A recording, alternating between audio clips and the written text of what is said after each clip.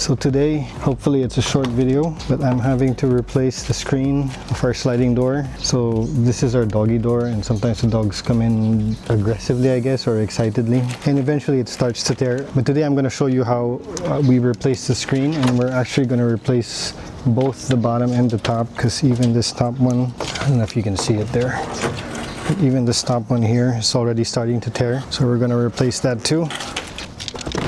All right, let's get to work.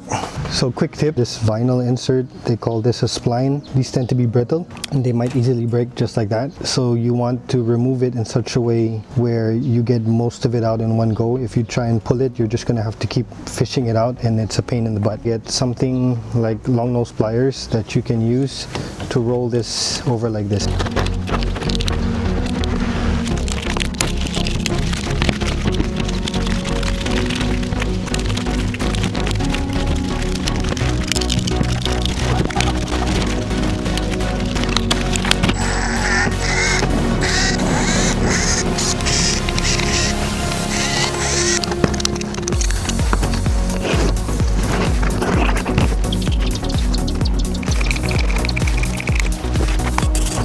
Now, while I don't recommend that you get a spline extractor, I do recommend that you get a spline installer, and it looks like this.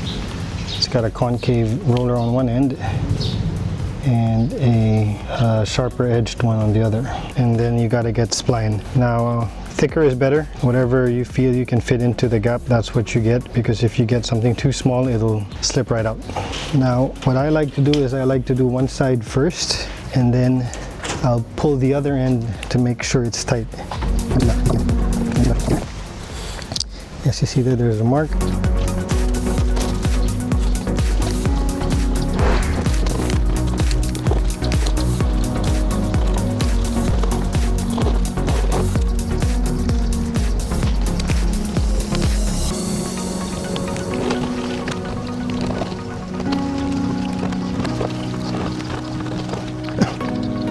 So I just wanted to show how the corners are done. So you're not going to get all the way to the end with this tool.